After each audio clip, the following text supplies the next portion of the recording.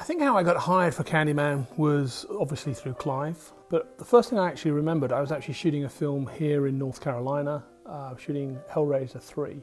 I remember flying directly from Hellraiser 3 on the east coast of America over to LA with Bob's brother Dave Keane, and me and Dave and Bob pretty much serviced everything on set on Candyman. Because Candyman went immediately, Bob Keane and Mark Coulier, the makeup artists who worked on it as well, they straight away went down to Los Angeles, and I was basically left in charge of building the effects for the film.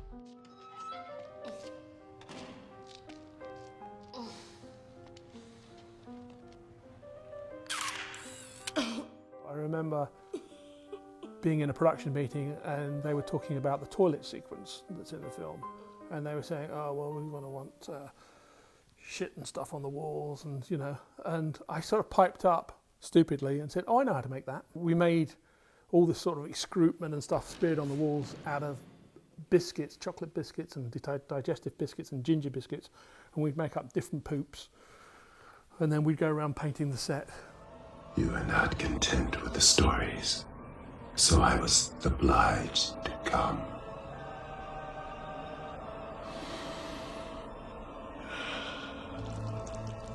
Regarding the hook that Tony has, originally it was going to be, I think he was going to be severed either at the shoulder or at the elbow, and we couldn't fit the rig in with the size of Tony's arm, so it was decided to change to the wrist. The hand had been chopped off. And we tried to purchase one of these hooks, but we realised we were going to have it made because there was different things that we were going to need it to do. So we asked a blacksmith. And sure enough, there was this guy and his son who got a small little blacksmith company with a forge and the bellows and everything. And I gave him the design and I said, can you make this for me? And he's like, yeah, sure. And I said, so I got, it's for this horror film, I'm going to mould it and put some blood tubing in it, all that kind of stuff. And he was like, oh, okay. And he said, like 3 days and like £30 it'll cost. And I was like, fantastic. And he made us the most amazing hook we've ever seen. But when we came to pick it up, as you do, I think he said, well, what's this for? And we said, well, it's for a horror film, right, called Candyman by Clive Barker, who did Hellraiser. I'm thinking the normal process of everyone going, ooh, that would be great. And he took the hook, put it in a drawer and went, you're not having it. He said, yeah, because me and my son, we love the good Lord Jesus.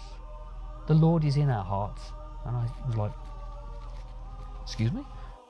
He says, no, he said, you're Satan's spawn, basically, and told us where to get off. So we ended up having to go away and remake it again. I don't know what he did with it afterwards. Maybe he, hung flowers on it or something. But I had to go back and, go back and pull out a giant piece of metal and kind of hammer it into submission and bend it and forge it. So there was a lot of anger and venom in that hook when I had to kind of make it by hand. But the hook itself was actually made many times. There was a practical hook that was used for scraping and scratching, but there were rubber hooks, there were fiberglass hooks, there were hook rigs. They would be cut off in different ways. So we had like half a dozen to a dozen different hooks that would actually fill out all the different requirements of what the Candyman had to do. Our names will be written on 1,000 walls, our crimes told and retold by our faithful believers. We shall die together in front of their very eyes and give them something to be haunted by. Come with me and be immortal. When we started off, there was a couple of really major effects, right?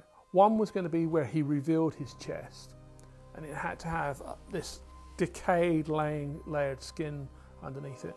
And it was traditional materials. It was foam latex for the this was before silicons. The ribs themselves were a rigid material like a plastic. And it had a really elaborate dressing on it. It also had lungs underneath, which you don't see in the film, but could inflate and deflate. But the trick there was to make it so it didn't look like it was sticking out too far. But I think the guys who were working on it, in the shop, luckily they'd got some great experience from doing Frank in Hellraiser. So that lent itself to it. And then the whole, chest area was, again, covered in bees. So I think they smeared some sweet syrup on them. But we found out that the bees that were ending in there, that's the best way to get stung with a bee, is to trap the bee in between something. If they get stuck under your arm or they get in between your collar. So having bellows that went in and out with thousands of bees inside turned out to be a really bad idea. It was nice to have the time to do it properly, to have the guys to do it correctly, and then knowing that Mark and Dave were going to take care of it on set. So when we actually saw it in the film, it was like, wow, that looks, it's a nice looking effect, you know. And it didn't look too bulky on Tony's front either. And in that sequence, he leans over to Virginia Madsen, who's lying on an altar or a slab, and he goes down to kiss her, and he opens his mouth, and all these bees come out of his mouth. Really particularly horrible thing in the film, and it looks fantastic. And I had to build a little dental plate for Tony, so I built some dentures that fit top and bottom. I sculpted the interior of the mouth.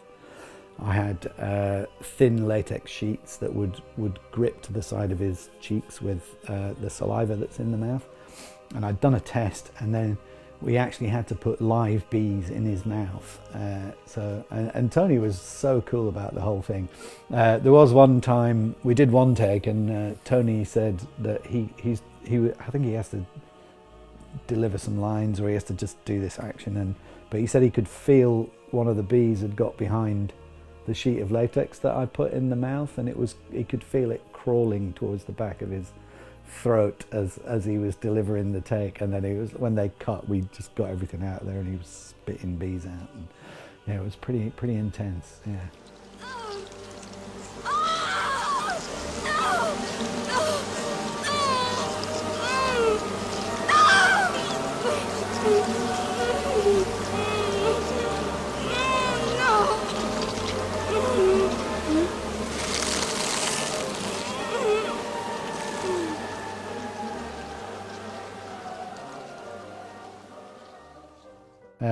You know, I was talking to someone a while ago about all the films that you've done in your career, you know, and I've got a tick list and a cross list, and Candyman is definitely there on the tick list of films that I'm sort of proud to have worked on.